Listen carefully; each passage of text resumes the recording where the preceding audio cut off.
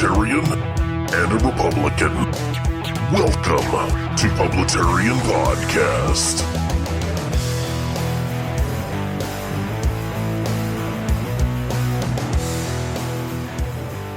Good morning, good afternoon, and good evening, everybody. This is Ronald Johnson, Publitarian, coming at you again with another episode of Publitarian Podcast, and we are up to episode number 104, and I think I'm going to be calling it Welcome to America, Comrades.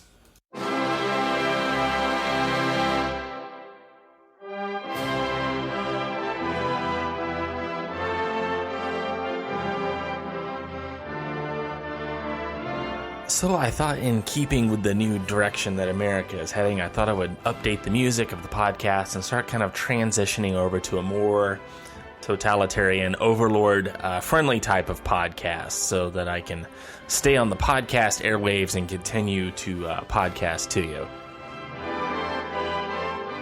The Publitarian drink of the day was a Jesus chicken sweet tea, but I think I'm going to switch over to vodka again just to make everything more acceptable to the new overlords that have come into power.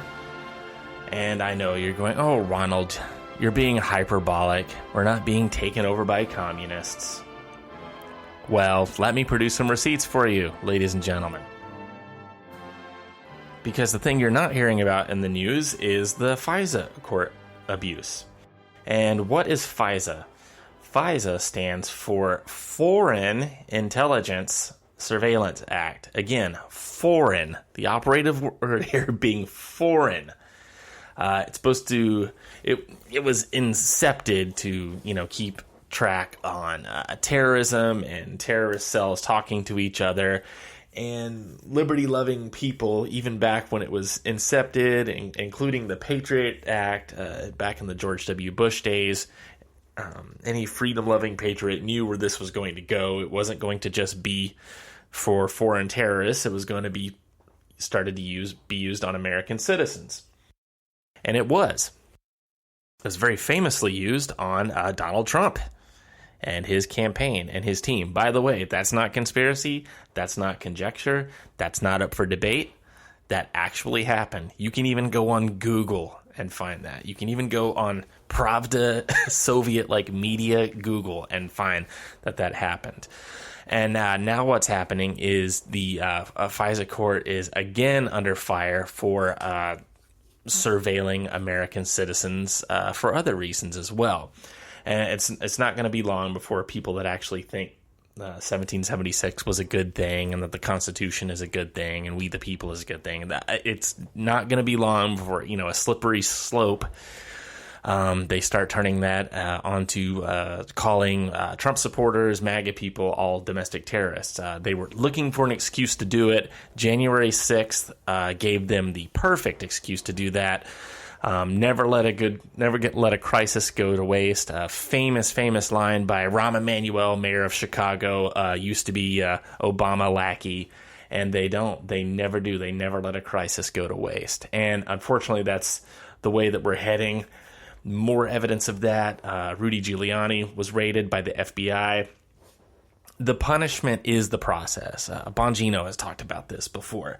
The punishment is the process. In other words, soft totalitarianism, dragging you through admin processes, dragging you through court processes, not necessarily outright just sending the stormtroopers to take you off to, the gulag or whatever. I know I'm mixing Nazism and communism there with that analogy, but dragging you through the process. That's what's happening to Giuliani. That's what's happening to anyone that had any kind of ties to Donald Trump. It's happened to Mike Flynn. It's happened to Roger Stone. Anyone that dared challenge the power establishment. Anyone that has ties to Trump must be punished with the intelligence community. Chuck Schumer said it himself. He said it himself famously on MSNBC, where he said, "Do not go up against the intelligence community. They have 6 ways from Sunday to come back at you." Keep in mind, the FBI was not interested in Hunter Biden's hard drives. that were sitting right there with the other electronics. I'm back to the Giuliani raid now. They raided his house, 6 a.m., the famous knock, knock, knock, 6 a.m. raids.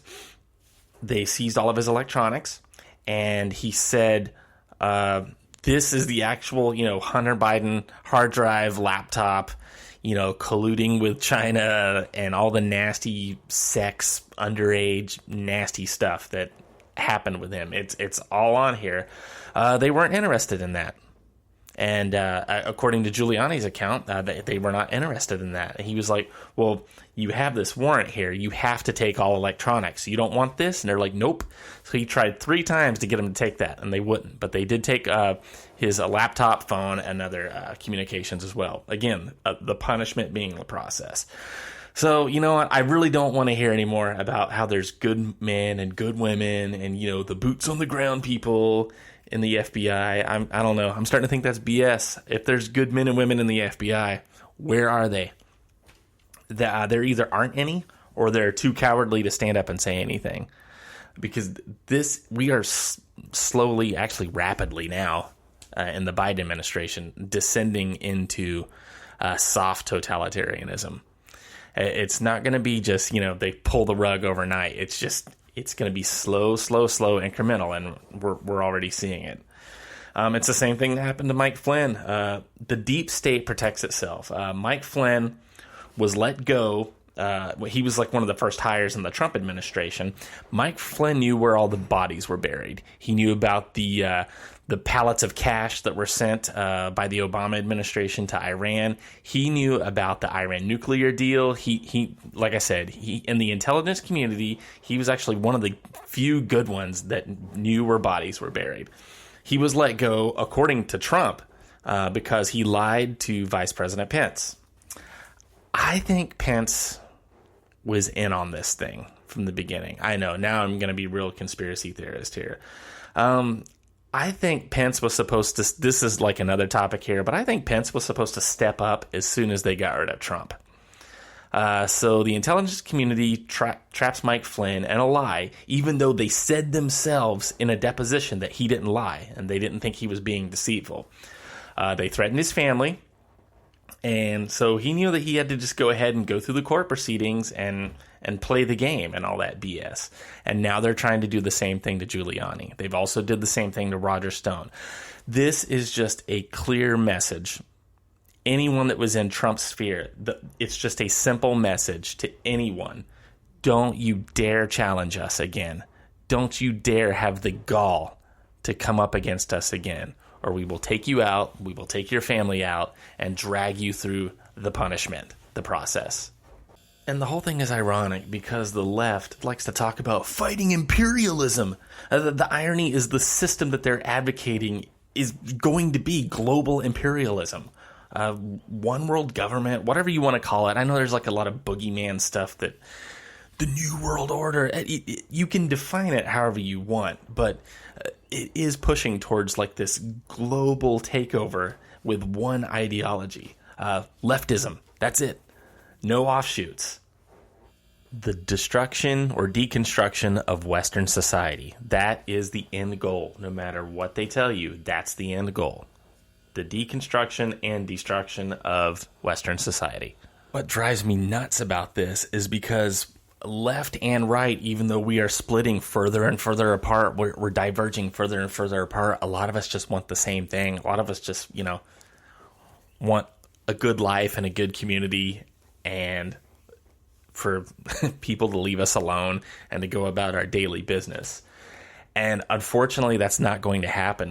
The political pressure, media pressure is going to keep being hammered on. They're going to keep using race to divide us, class, whatever they can. And I was going to go through this big diatribe about race relations in America. And then I came across this video on Instagram. It's about a 10-minute hit. It'll be the longest clip I think I've ever played on my podcast, but it's by Damani Felder. And I could not have said where we are at, like race relations, liberalism, and the state of America. I could not have said it better than this guy. So I'm just going to play this clip from Damani Felder. If you want to check him out, he's on Instagram, Twitter, the Damani Felder, Damani, Felder. So here's what he has to say about all of this. To the liberal mob of America. Thomas Sowell said, "Racism is not dead, but it is on life support, kept alive by politicians, race hustlers, and people who get a sense of superiority by denouncing others as racists." Thomas Sowell was talking about you. You spent the last several years terrorizing law-abiding citizens under the guise of social justice. You've chanted the names of criminals and treated them like saints. And just as one chapter of your nefarious tale comes to an end, you hastily shift to the next excuse to continue your Pavlovian charade. You threaten those who protect you and shout about accountability, but you never want to hold yourselves accountable. And your friends in the media and pop culture give you the microphone. You grovel to celebrities who don't give a damn about you, all while failing to realize that many of those celebrities you adore are themselves living proof that minority oppression is a lie. You question the use of force by police, even though it was your own precious Barack Obama in 2008 who said, "If they bring a knife to the fight, we bring a gun." So today I'm going to hold you accountable myself. I'm going to hold the mirror up and show you your own flaws in excruciating detail. And you're going to sit there and listen for once in your perpetually embittered lives. Today you riot over a girl who was shot and killed by the police while trying to stab another black girl. And tomorrow it'll be someone else as you frantically browse police reports to fabricate your next source of outrage. No matter how loudly you shout about racism and move the goalposts of racial unity ever backwards, you can never drown out the truth that is right in front of you.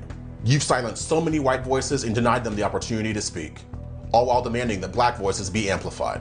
So listen up and amplify mine.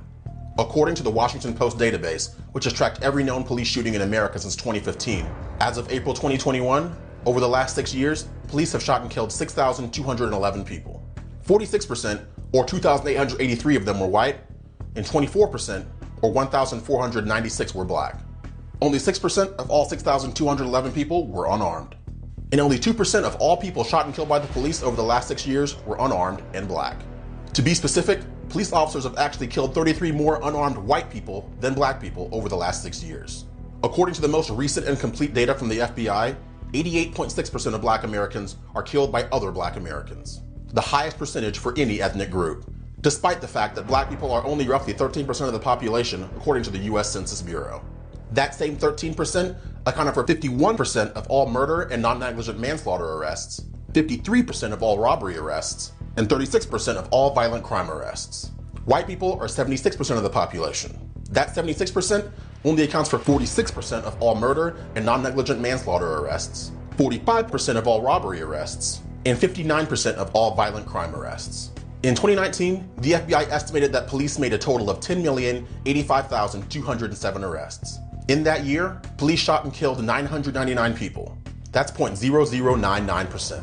But police are targeting black people, right? According to the DEA intelligence report of 2020, Mexican transnational criminal organizations, including the Sinaloa and New Generation Jalisco cartels, are increasingly producing wholesale quantities of illicit fentanyl pills and smuggling them into the United States. Smuggling them right into our country over our porous southern border. But building a wall is racist, right? The black dealer who sold drugs, including fentanyl, to George Floyd refused to testify because he might incriminate himself. But Black Lives Matter, right? The justice system you rail against every waking moment just gave you the outcome you wanted. No, demanded. But the system is racist, right? Ma'Khia Bryant got into a fight with her foster sisters over cleaning the house and was shot and killed by a police officer trying to save other black people from being stabbed by her. He quite possibly saved other black lives that day. And you hate him for taking action and protecting them when their black lives were in danger. But Black Lives Matter, right? You follow in the footsteps of uninformed basketball players and rush to social media to post virtue signaling statuses, complaining about racism and discrimination on cell phones powered by lithium batteries made with cobalt mined by African children as young as 7 years old in the most deplorable and dangerous conditions. But Black Lives Matter, right? No, you care about George Floyd in Minneapolis, Ma'Khia Bryant in Columbus, and Sean Reed in Indianapolis, and only a handful of other names. You all showed up for them. But if Black Lives Matter so much to you, where were you on April 19th when 13-year-old Janiah Pate fatally stabbed 13-year-old Nyara Gibbons in Cincinnati? If Black Lives Matter so much to you, where were you on April 18th when 7-year-old Jocelyn Adams was shot and killed in a gang-related shooting while sitting in the McDonald's drive-thru with her father in Chicago? If Black Lives Matter so much to you, where were you on April 17th when 8-year-old J. Love Smith was beaten to death in Fresno, California by his 2 black legal guardians? If Black Lives Matter so much to you, where were you on April 6th when, also in Chicago, 22-month-old Caden Swan was shot in the head by 25-year-old DeAndre Binion? April 14th, 2021, Brian Henderson Jr., 12 years old, shot and killed in the car he was riding in Leavenworth, Kansas. April 14th, 2021, Dexter Ferguson, 7 years old, shot and killed in his bed when someone shot into his apartment in Palm Beach Gardens, Florida. April 12th, 2021, Jamela Marlowe, 3 years old, shot and killed in a parking lot in Nashville, Tennessee. April 11th, 2021, Dior Harris, 11 months old, shot and killed when someone shot into the car she was riding in Syracuse, New York. April 10th, 2021, Rondell Jones, 3 years old, shot and killed when someone shot into the car he was riding in Hartford, Connecticut. March 26, 2021, Harley Seelens, 11 years old, shot and killed while riding his scooter in Philadelphia, Pennsylvania. March 22nd, 2021, Tracy Bryant, 8 years old, shot and killed when someone shot into the car she was riding in Houma, Louisiana. March 13th, 2021, Jalea Hughes, 10 years old, shot and killed when someone opened fire in a public park in Little Rock, Arkansas. March 7th, 2021, Kayon Green, 9 years old, shot and killed when someone shot into the car he was riding in St. Louis, Missouri. March 1st, 2021, Neandria Dyer, 11 years old, shot and killed while caught in the crossfire between two gunmen at a gas station in Chicago, Illinois. February 13th, 2021, Davion Tarver, 4 years old, shot and killed in his bed when someone shot into his apartment in Tuskegee, Alabama. February 4th, 2021, Major Turner, 2 years old, shot and killed when someone shot into his apartment in Birmingham, Alabama. February 2nd, 2021, Larea Hall, 9 years old, shot and killed in a drive-by shooting in Louisville, Kentucky. January 24th, 2021, Demaya Rankin Fleming, 7 years old, shot and killed while sitting in a car with her dad in St. Louis, Missouri. And January 6th, 2021, Cassidy Saunders, 6 years old, shot and killed in a drive-by shooting at a birthday party in Miami, Florida. Where were you for any of them?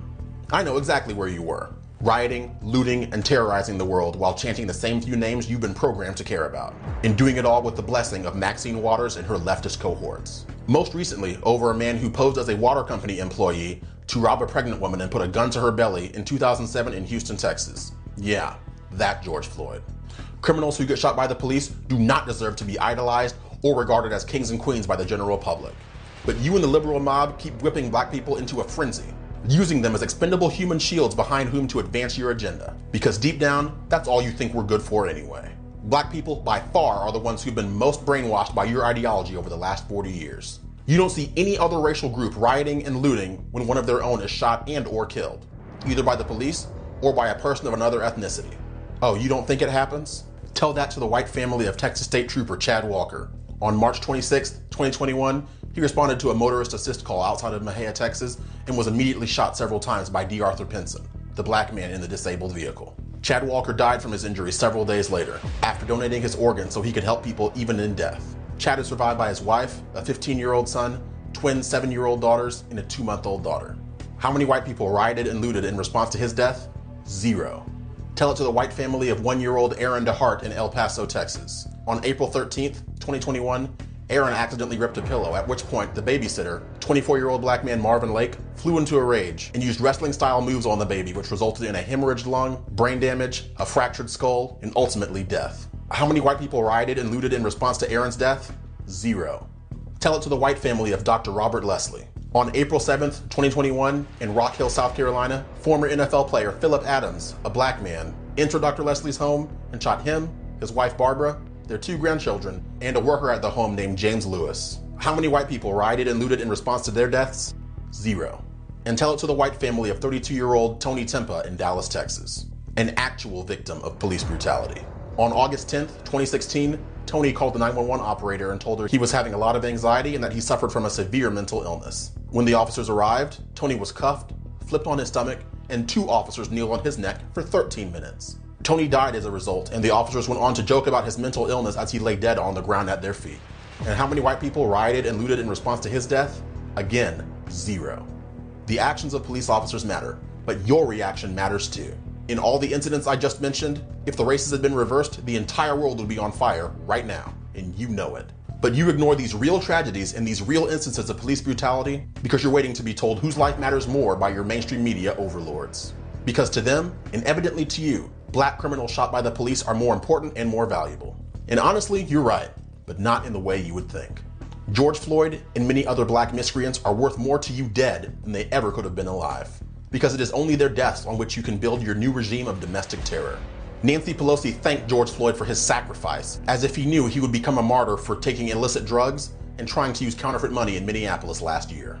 You demand accountability for the police and white people for every action, but you never hold the actual perpetrators of the crime themselves accountable. Instead, you and the liberal mob make excuses for the actions of criminals, conveniently ignoring the fact that it was their own poor choices that led to their involvement with police in the first place. Being black does not give you a free pass to do whatever you want and break whatever laws you please without consequence. You worship Democrat politicians who keep minorities in a state of perpetual disadvantage so that they can sick them like attack dogs on anyone who dares to disagree with your false narrative. While pretending to move race relations forward, you've actually set them back by decades. You talk about dismantling white supremacy without realizing your actions are quite literally creating a whole new generation of white people who might be tempted to look upon black people with scorn and contempt because of the way you have trained black people to act. You have conditioned black people to act like subhuman creatures at the slightest provocation. You are the slave masters of the 21st century, and you hunt those of us who escape from your control and flog us with your racist invective. But the lashes don't sting for us anymore, because we're free, in body and in mind. And that's what enrages you most of all. And so you continue, growing ever more unhinged, feverish, and nonsensical. Going so far as to now say that knife fights are a part of black culture. Well, you know what else is a part of black culture? Selling our own people into slavery. But you wouldn't know anything about that because the only history you know comes from the 1619 Project. Some white people in the past did sell black people into slavery. And now you sell us metaphorically into ideological chains after auctioning us off to the highest bidder at the mainstream media auction block. You haven't changed a bit. You say you want to defund or abolish the police. But what good will come from defunding the police if your viciousness towards them has made them so pusillanimous that they won't even do the job anymore? More funding means more training. More training means better practices. Better practices means better outcomes, which is what you claim to want in the first place. But you'd rather defund the police altogether. Police like the officer who was shot at point-blank range in California and was still able to call for help and apply a tourniquet to her wounded colleague. All because you take your orders from an athlete who had to be carried off of the court during an NBA Finals game because of a leg cramp, crying all the way.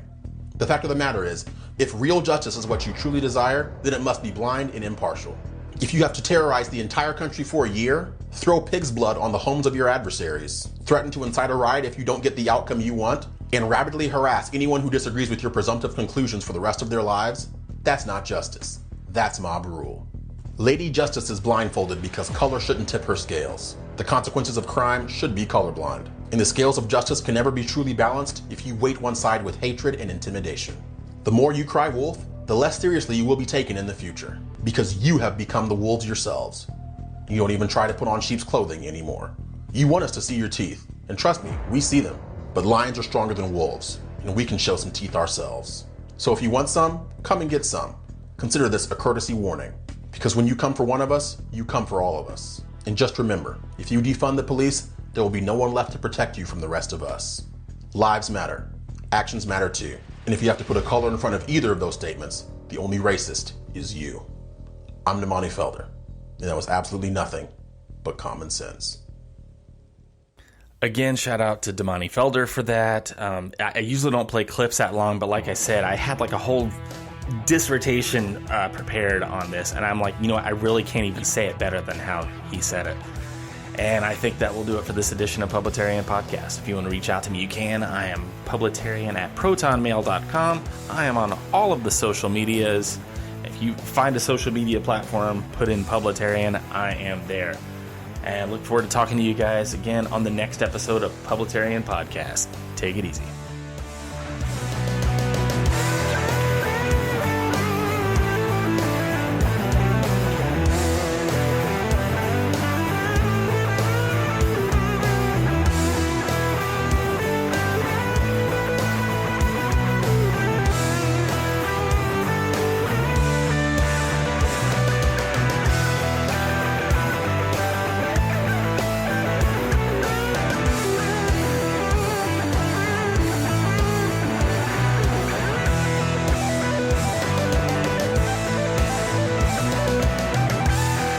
Listening to Publitarian Podcast.